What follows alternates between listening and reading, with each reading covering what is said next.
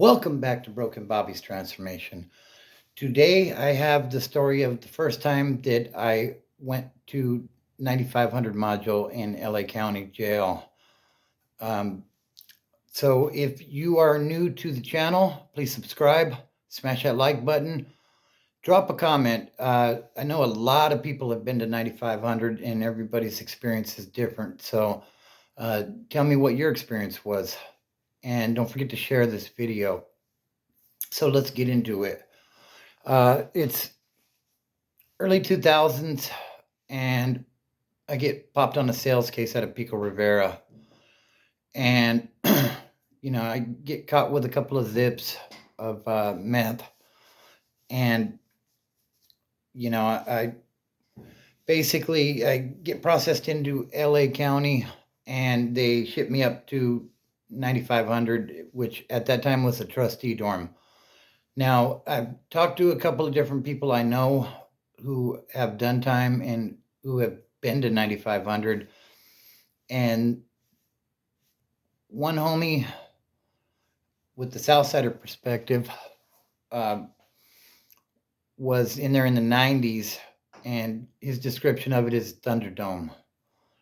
Then I got a black homie who was in there around the time I was in there, and he pretty much described it the same. So, I don't know what it was like in the 90s. I wasn't there then, but I heard it was a lot more active then, although it was pretty active when I was in there. So let's get into it. I'm in on the sales case. They gave me a county lid. If you don't know what a county lid is, that's basically a year. Now, from what I hear, county lid may be different now because I'm hearing that people are staying in the county jail a lot longer. Got a county lid, which is a year at that time. And typically on a year in the county, you're going to do 9 months and like 20 days or something with good time if you get that. So I'm settling in. Like I said, it's a trustee dorm.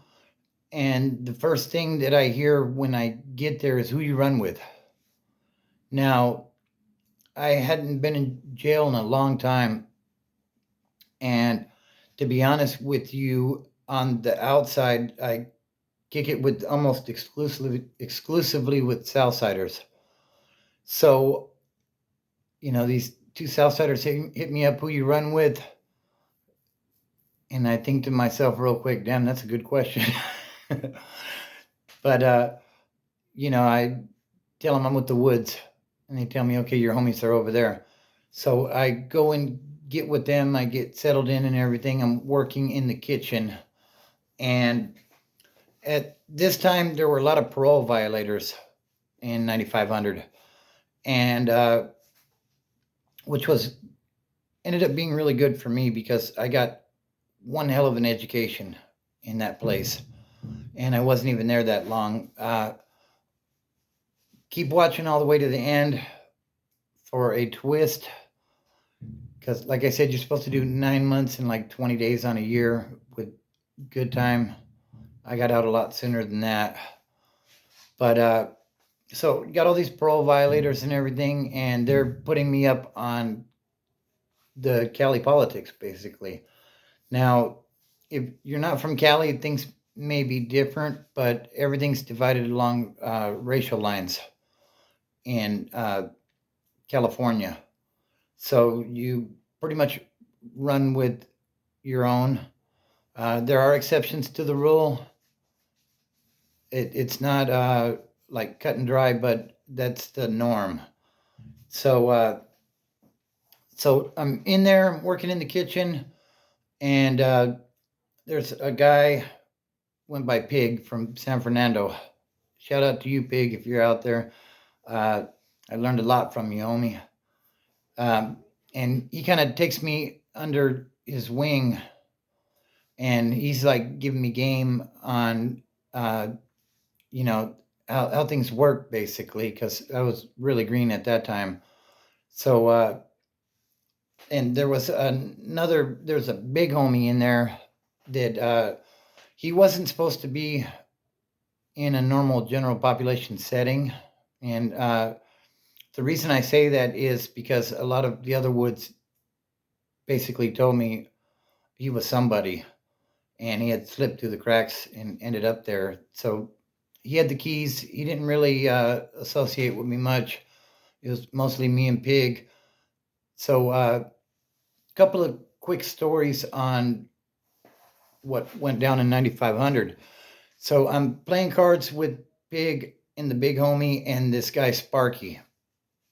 He was from I want to say Highland Park, and this guy had a big friggin' mouth, like he just talked all this shit about where he's been and uh, what a soldier he was, and I'm thinking to myself, I'm calling bullshit, but I don't know. You know, I know now most of the people that bark the most don't have much of a bite, but at that time, I didn't know. So we're playing cards, and it seemed like every time I slam a card down on the table, Sparky would blurt out "bitch," and so this happens a time or two, and he's doing it right when I slam the card. So I look at him and I'm like, "What's up, homie? Is there an issue or something? Like, are you referring to me or what?" And he downplays it. Oh no, no, it's not you. So we finish up the game, and Pig and the big homie get with me, and they're like, "Man, you're gonna have to take that in the restroom with this guy." Uh, I didn't see once I got to prison. There wasn't really one-on-ones going on like that, but in the county, like it seemed to be flying. So uh, I'm like, cool, set it up. So I go into the restroom, not really knowing what to expect, because this guy's talking a good game about all the places he's been and the wars he's been in. So I don't know what this guy's capable of, but in there it's pretty much death before dishonor. Like you take that ass whooping if it comes down to that, just to show that you're down for yours. So I step into the restroom. Sparky's in there, and I get on his ass. Like I couldn't believe it. I'm putting them things on him, like Spencer, homie. I'm getting him, and after 30 seconds or so, the big homie says that's enough.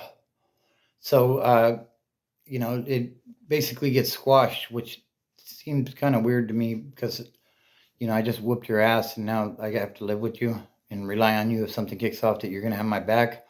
But, that's what it was there. So, we rolled with that. But some other things that I seen in there was a Asian cat that came through. And now this isn't my politics. This is just what I heard. So take it for what it's worth. Like one of the main things that I learned in there was if it's not your business, it's not your business. But people talk, and this Asian cat comes into the dorm, and word on the curb basically was that he was TRG, which at that time the Southsiders had issues with them. There was basically a green light from what I understood.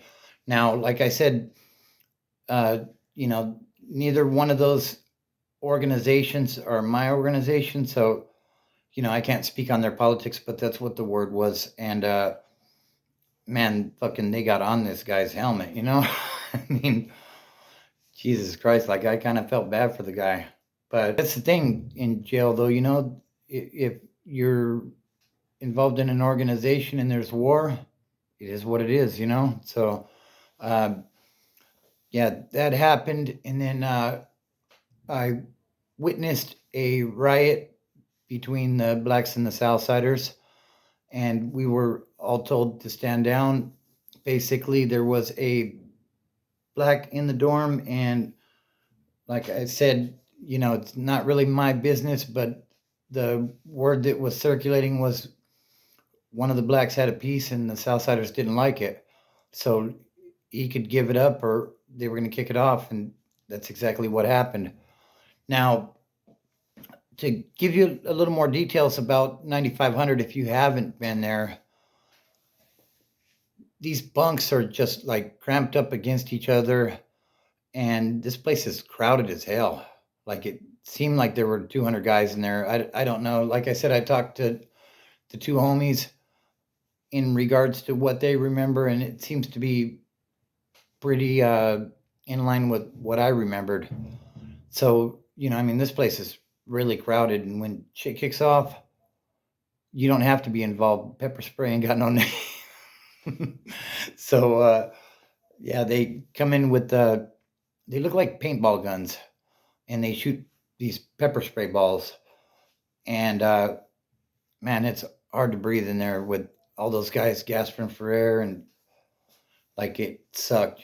But so basically, after the fight with Sparky, now I'm more trusted and given more information. And like I said, I'm working in the kitchen, so we're delivering trays, and we would deliver to the 5,000 floor. And on the 5,000 floor, you had the K11s, which I don't know if all the K11s were homosexuals, but they had I think it was the blue top and the yellow bottom, or it might be the other way around. But K11 is like a keep away.